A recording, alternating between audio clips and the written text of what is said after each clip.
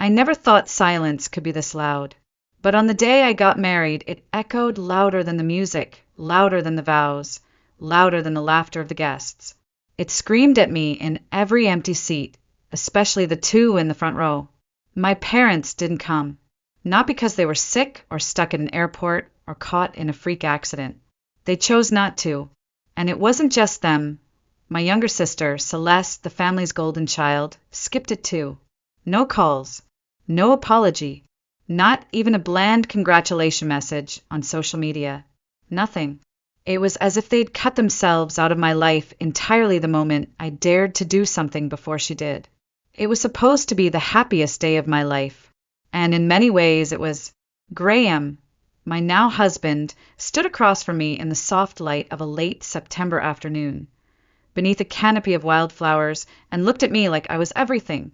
The way his eyes crinkled when I reached his side, the way his hands never let go of mine during the ceremony. It was beautiful, it was real, it was ours. But there was an ache I couldn't shake, buried beneath the joy. It throbbed in quiet moments, the father-daughter dance that never happened, the cake cutting where his mother had to stand in for mine, the speeches where no one from my side of the family said a word. People noticed, of course. They whispered politely. Some even asked carefully, assuming there had been some misunderstanding. Are your parents running late? Maybe they had trouble with the directions? I smiled, lied, shifted the conversation. I didn't want to make a scene. I didn't want to let their absence turn my day into another tragedy. But inside, I was bleeding. What hurt the most wasn't that they weren't there. It was that I wasn't surprised. I think I knew deep down, from the moment I told them I was engaged, that they'd never show up. The way Mom blinked slowly, as if she hadn't heard me correctly. The way Dad just nodded and mumbled something about it being a big step. The way their attention drifted. Back to Celeste. Always Celeste. I grew up with that kind of favoritism so tightly woven into our family DNA that, for years, I thought it was normal. I thought every daughter got measured against her sister. Every birthday became an afterthought if the younger one had a modeling gig that day. Every report card overshadowed by prom preparations or another ridiculous award Celeste had won. Celeste wasn't just talented, she was magnetic. Tall, thin, photogenic, brilliant in that effortless kind of way. From elementary school through college, she collected trophies, certificates, and followers like they were Pokemon cards. She was a model by 19, a business school star by 22, and now a rising executive in New York with a perfect LinkedIn profile to match her perfect jawline. My parents ate it up like gospel, framed her first magazine cover and hung it above the fireplace, hosted a party for her first billboard. And me? I was the girl who built things quietly, who solved problems on a screen, who could code for 12 hours straight, but never quite fit into the family's photo-ready aesthetic. I'm not saying I didn't try. God, I tried. I joined clubs I hated because Mom said it would look better. I took modeling classes once, after she dropped a brochure on my bed and said, "You might be surprised if you lost a few pounds." I even skipped a summer internship to help her plan one of Celeste's fashion events, just for a chance to be seen as the good daughter. But nothing was ever enough. There was always a better version of me, and her name was Celeste. So when I finally stopped chasing approval, when I built a life that didn't revolve around their validation, I thought maybe that would bring peace. And in some ways it did. But then came the wedding, and their absence wasn't just a statement. It was a message that said, "How dare you get married before your perfect sister?" And that message burned deeper than I expected. The thing about being the other daughter is that you learn how to shrink. Not all at once. It starts subtly, stepping aside in photos so your sister can be center stage, laughing quietly so your voice doesn't overpower hers, getting dressed quickly in the morning so Mom doesn't comment on how your thighs look in those jeans again. You learn not to expect applause. You learn to brace yourself for comparison. Every time you exist, Celeste was born with star power. Even before she could talk, She had a way of capturing every room. Teachers loved her. Neighbors adored her. My parents, they worshipped her. Every school play, science fair, spelling bee. She didn't just participate, she conquered. By high school, she wasn't just popular, she was legendary. Prom queen, debate team captain, student council president. Her life looked like the inside of a college brochure. Mine didn't. I wasn't invisible exactly, just blurry. The kind of daughter who gets nice effort instead of a standing ovation. When I graduated with a degree in computer science, a field I genuinely loved, my parents nodded once and went right back to helping Celeste prep for her next photo shoot. That same week, Mom had a custom frame made for Celeste's latest headshot. It went right over the fireplace, where my childhood drawings used to hang. Quietly replaced, quietly erased. At first, I thought the problem was me. Maybe if I lost weight like Mom suggested. Maybe if I wore makeup more often, smiled more, laughed less loudly. Maybe if I played tennis or joined theater, or switched my major to something more graceful, like Celeste's communications degree. I even tried modeling for one miserable semester in college. It was a disaster. Awkward poses, forced smiles, my body stuffed into sample sizes that didn't fit my frame or my spirit. When I quit, Celeste laughed. Well, she said, at least you tried. She never let me forget it. That's the thing about her. She didn't just shine. She made sure I stayed in the shadow. It wasn't always direct cruelty. Sometimes it was worse than that. It was subtle erasure. Telling our parents how well she was doing right after I shared a small success, interrupting my stories with bigger, better ones, sliding into my achievements like they were side notes to her narrative. And my parents, they let her. No, they encouraged it. My mother had this look whenever Celeste walked into a room. Soft, proud, radiant. She used to say things like, Celeste just has it, you know? Or she's meant for more. But when it came to me, the words were always about practicality. You should wear black, it's slimming. You might not get that internship, so don't get your hopes up. You're smart, but not everyone needs to be in the spotlight. Even in private, there was a hierarchy to our value. One summer, Celeste was up for a big modeling gig in New York. I had just gotten an offer to intern with a major software firm, my first real step into the industry. I remember telling them at dinner, heart pounding, expecting maybe, just maybe, a moment of pride. But the conversation turned. Mom mentioned how Celeste's agency was flying her out business class, and Dad asked if I could delay the internship so I wouldn't miss Celeste's runway show. I said yes, and I went, and I clapped, and I smiled for the photos while something inside me quietly cracked. By my mid-20s, I stopped trying. I stopped chasing the version of myself they might someday adore. I started working on becoming someone I could admire instead. I found a rhythm in my career. I made real friends. I dated people who didn't treat me like a second choice. And still, every holiday, every family dinner, every milestone, there she was. Celeste, the center of gravity, and me, orbiting. People outside the family never understood why I kept the peace, why I didn't speak up, didn't push back, didn't rage. But the truth is, when you've been dismissed for so long, silence feels safer than confrontation. You learn to pick your battles. And for most of my life, I picked none. Until the day I fell in love. Until Graham. Until the ring. Until the one thing I never thought I'd do before her. Marriage. When Graham proposed, it wasn't some Instagram-worthy spectacle. There were no rose petals, no violins, no hidden cameras. Just the two of us, barefoot in our living room. Thai takeout containers on the coffee table. Reruns of Frasier in the background.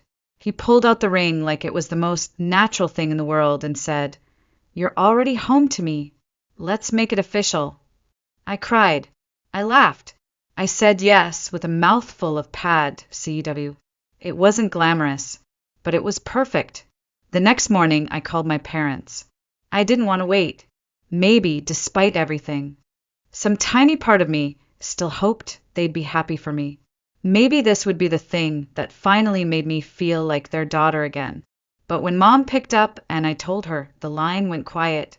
Then she said, "Are you sure, Elena? Don't you think you should wait until you've gotten into better shape?" That was her first reaction to my engagement. Not congratulations. Not "we're so happy for you." Just a reminder that in her eyes, I wasn't ready to be seen. I wasn't beautiful enough for celebration. Dad didn't say anything at all. At the engagement party, Graham noticed how they stood in the corner the entire time, hunched over Mom's phone. I was too anxious, too busy trying to make sure everyone else was having fun to pay attention. But later, Graham told me he overheard snippets of their conversation. They were talking to Celeste. She was crying, saying something about how this wasn't supposed to happen, that I wasn't supposed to be first. That phrase stuck with me. Not supposed to be first. Even though she wasn't even engaged, Mom had already created Pinterest boards for Celeste's dream wedding. Venues, floral arrangements, designer gowns, color palettes. When I tried to ask for her help, her responses were cold, distant. Just keep it simple, something that flatters your shape. You don't need anything too flashy. It should be practical.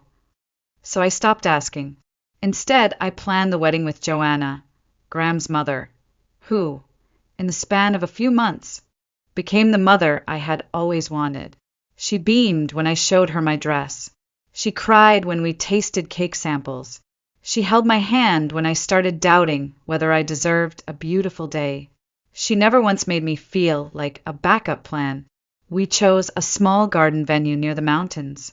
It had this magical stillness to it, like time slowed down just enough to let beauty take root. I picked a classic A-line gown that made me feel lovely, no frills, no corsets, just soft fabric that hugged me without judgment. And when I saw myself in the mirror for the first time in years, I thought, maybe this is enough. I carefully prepared our guest list, sent both physical and digital invitations, tracked the emails, confirmed read receipts. When my parents didn't RSVP, I followed up, politely then firmly.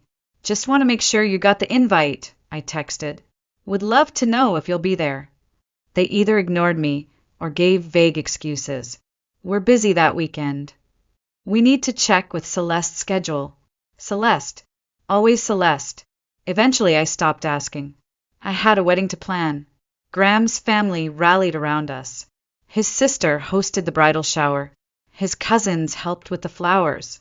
Joanna brought handwritten place cards and vintage napkin rings. Every detail had love behind it, real, messy, imperfect love. And still, their absence hung like a storm cloud over everything. At the rehearsal dinner, I kept glancing toward the door. At the cake tasting, I saved a slice for them, just in case. Even on the morning of the wedding, a part of me waited, hoped, imagined them walking in, smiling, surprising me. But they didn't. They never intended to come. And somehow, I knew it all along. The morning of the wedding was clear and still, like the world was holding its breath for something sacred. The mountains stood quiet in the distance, draped in mist, and the air smelled of lavender and pine. It should have been the happiest day of my life, and in many ways it was. But when I stepped into the garden, veil gently brushing my shoulders, the first thing my eyes went to were the 2 front row seats, empty, reserved, untouched, waiting. I had known they wouldn't come, but knowing and feeling, those are 2 very different things. I remember standing behind the wooden archway with Joanna, holding my bouquet of wildflowers, knees slightly shaking. She tucked a strand of hair behind my ear and said, "You look breathtaking, sweetheart." I smiled, but something inside me stayed still. I wasn't nervous about marrying Graham. I was grieving the parents who were alive and well, but couldn't find it in themselves to be there for me. The music started. My feet moved forward. And suddenly, everything else fell into place. The people who did come, Our friends, Graham's family, even a few coworkers, stood with wide eyes and warmer hearts. Graham looked at me like I was sunlight walking toward him.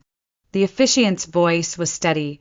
Our vows were quiet and intimate, and when we kissed, the garden seemed to exhale in joy.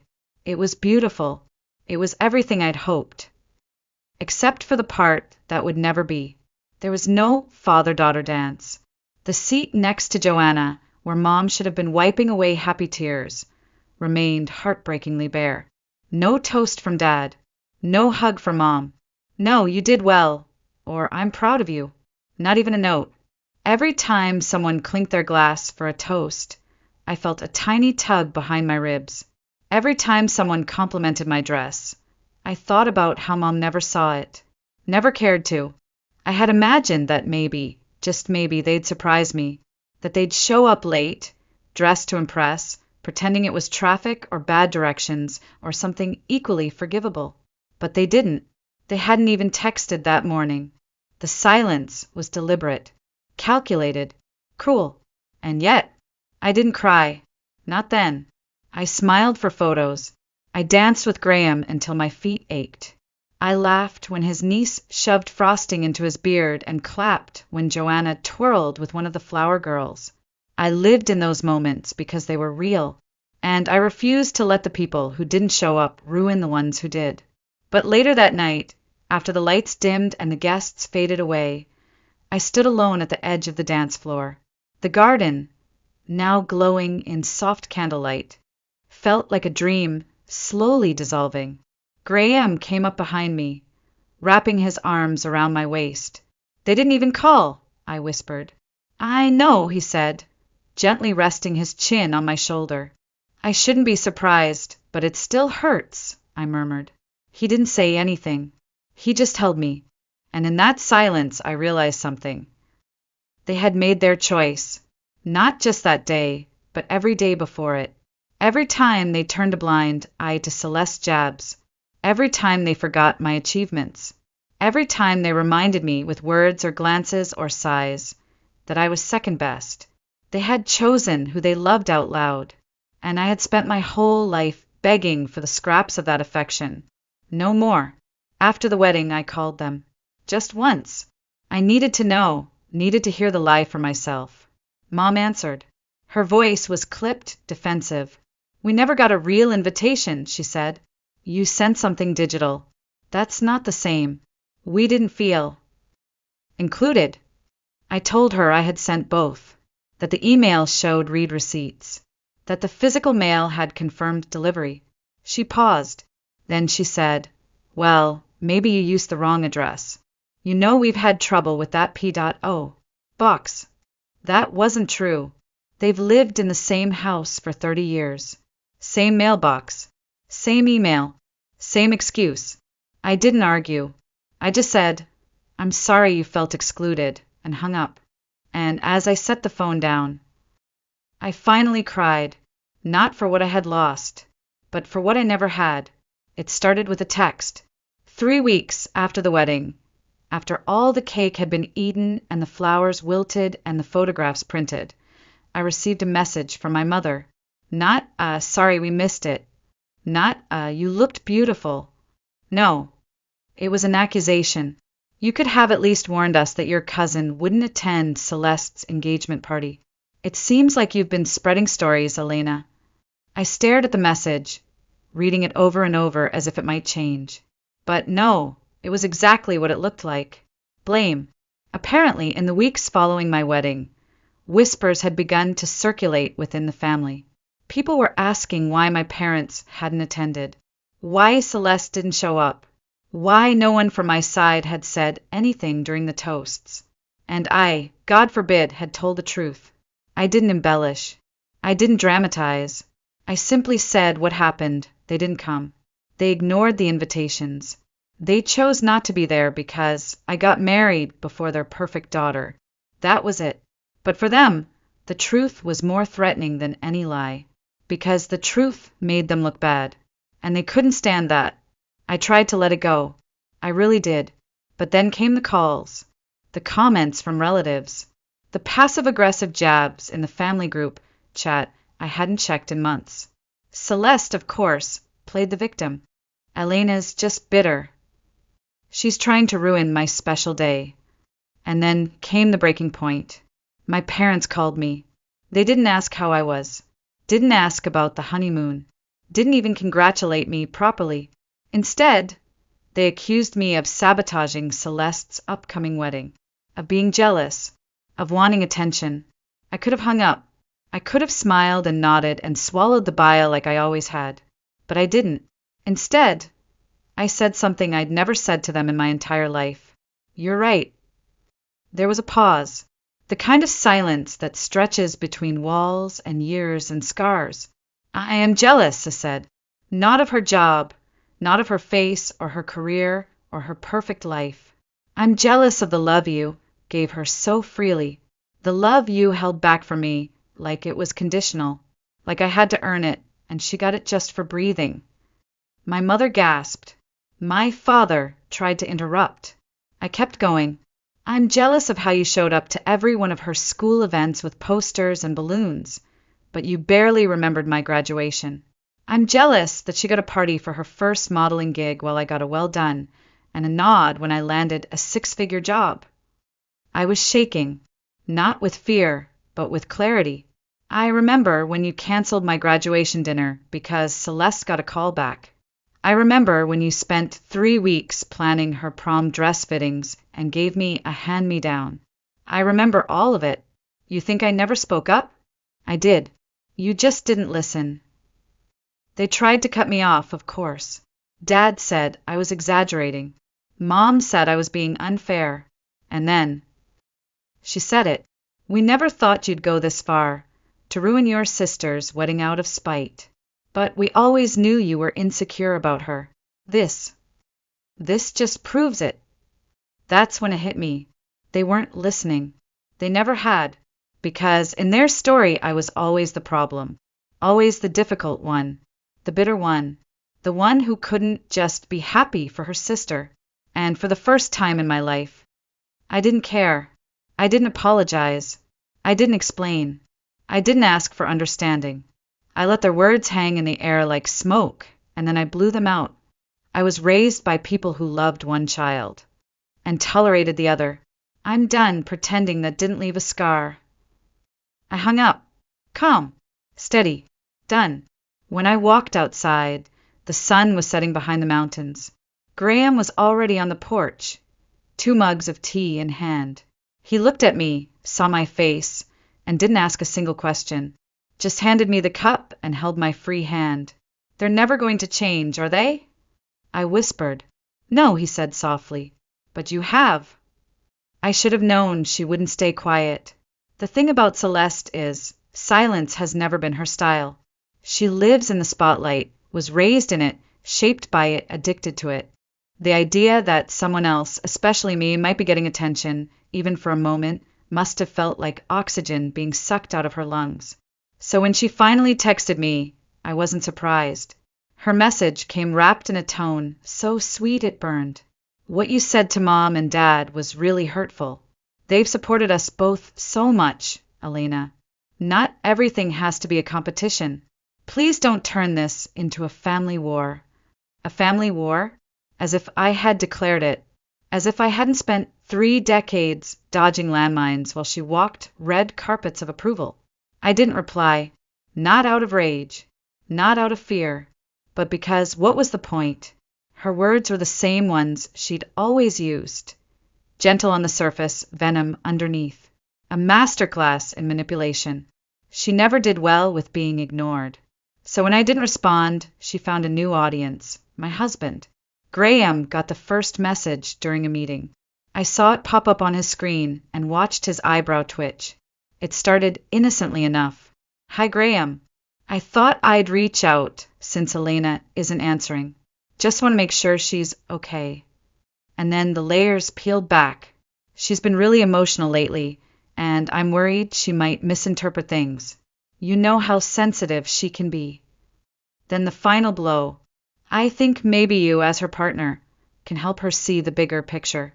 Sometimes it's hard for her to understand how family dynamics work. She takes things so personally, that was the moment Graham burst out laughing. When I came home that evening, he was still shaking his head. We sat on the couch, rereading the messages together like they were entries in some deranged sitcom script.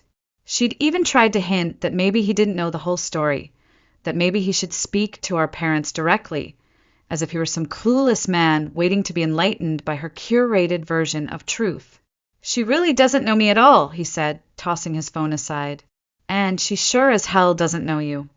For years, Celeste's words had cut me like glass, sharp, delicate, and always with plausible deniability. But this time they felt desperate, hollow, like a mask cracking under its own weight. She wasn't reaching out to fix things. She was reaching out to control the narrative. And for once in my life, I didn't let her.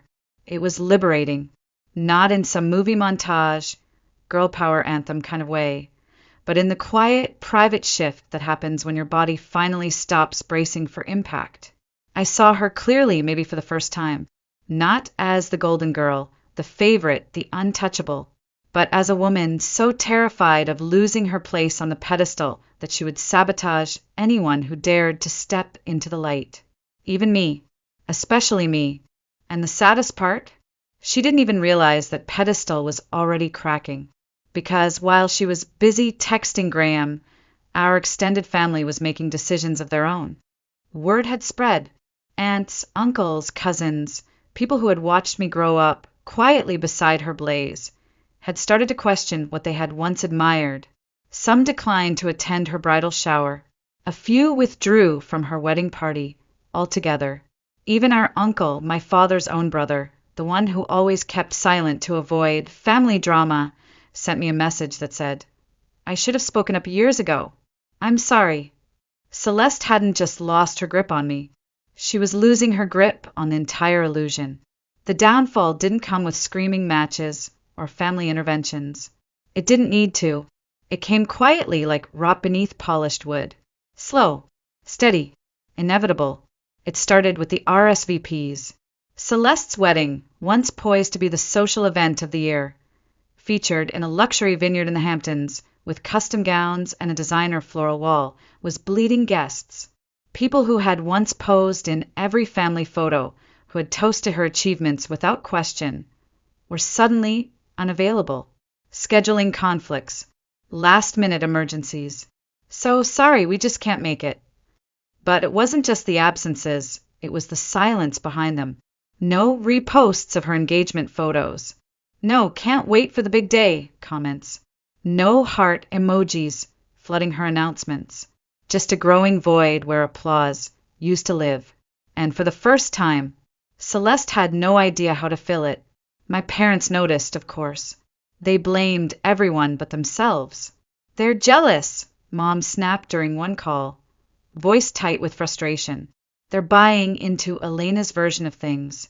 We always tried to be fair. You've twisted everything." I didn't argue. I didn't defend. I didn't need to, because the truth was finally louder than the performance. They had spent years crafting an image. The doting parents, the shining daughter, the perfect household wrapped in smiles and Pinterest boards. But all it took was one missing piece, one empty chair at my wedding, for the cracks to show. People started asking questions. And once you start asking, you can't unsee. My cousin Lindsay told me later that the final straw was a comment at a baby shower. Someone asked Mom why they hadn't attended my wedding. She laughed, and said, "We never got a formal invitation. It was just one of those online things. We didn't feel it was real." That was the moment Lindsay decided not to go to Celeste's bachelorette weekend. It wasn't the lie, she told me. It was how easy it came out of her mouth. Another cousin, one who had always adored Celeste, messaged me to ask what really happened. I told her, without drama, without spin, just the truth. And she replied, "I believe you, and I'm sorry I didn't see it sooner." Even Uncle Henry, Dad's older brother, the one who used to say, "Family business is family business," called me out of the blue. "You've carried this alone for too long," he said. "He won't be at Celeste's wedding either." And still, my parents can't understand it. They call it sabotage. They call it envy. They call it betrayal. But they never call it what it is. Consequences. I've said nothing to the wider family. I haven't posted a single photo, shared a single story, named a single name. All I did was tell the truth once, calmly, quietly, and that truth has done what decades of silence never could. It revealed them. Now, the world they built, shiny and fragile, is starting to crack under its own weight. No matter how many emails Mom sends to clarify the misunderstanding, no matter how many desperate messages Celeste fires off to save face, people are stepping back, and the silence they used to punish me is now echoing back to them. The most ironic part? They still live in the same house, still use the same email they've had since AOL was a thing, and yet they claim they didn't receive the invitation, as if the internet failed them, not their own conscience. Sometimes I think about how easy it would be to rub it in, to send screenshots, voice messages, proof. But I don't, because this isn't about revenge anymore. It's about release. Let them say what they will. Let them spin their version of events into silk and gold. It won't change the truth. And it won't bring back the people quietly walking away. The image has shattered, and no one is clapping anymore. 3 days ago, I sat on my back porch and watched the sky turn lavender above the pines. Graham was beside me, a mug of chamomile tea in his hand, his other hand resting over mine. The crickets had just started their nightly chorus, and the air was cool, soft like a sigh. I hadn't spoken to my parents in weeks. Celeste hadn't tried again, and for the first time in my life, the silence wasn't a punishment. It was peace. It's funny how we're taught to believe that healing comes in dramatic moments, slamming a door, delivering a monologue, walking away with fireworks in the background. But for me, it came in the quiet, in the gentle unraveling of ties that once strangled, in the stillness that followed every confrontation I used to avoid. I had spent decades chasing a version of love that was never meant for me, trying to earn what should have been given freely, trying to become someone worthy of being chosen. But what I finally understand is, I was never unworthy. I was just never their ideal. Their idea of love was conditional, performative, pretty in pictures, but hollow up close. They didn't know how to hold space for a daughter who didn't shine like Celeste, who didn't fit neatly into their curated vision of success and beauty. And that's not my failure. That's theirs. Graham squeezed my hand that night, gently without a word, and I thought about all the things I'd lost trying to be part of a family that never truly saw me. But I also thought about what I'd gained by letting go. A husband who never compared me to anyone, a mother-in-law who made me feel seen, friends who celebrated my wins, no matter how small, and a self I actually recognized in the mirror. I won't lie and say I'm over it. Some wounds leave shadows.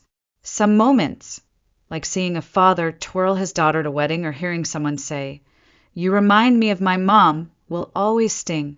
But the difference now is I don't bleed from those wounds anymore. I just notice them and keep walking. Celeste's wedding is in 2 weeks.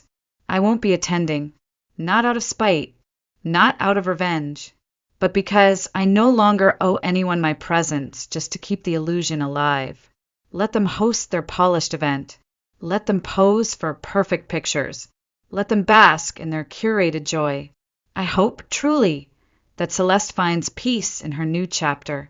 I hope my parents find something to fill the silence they once used as a weapon.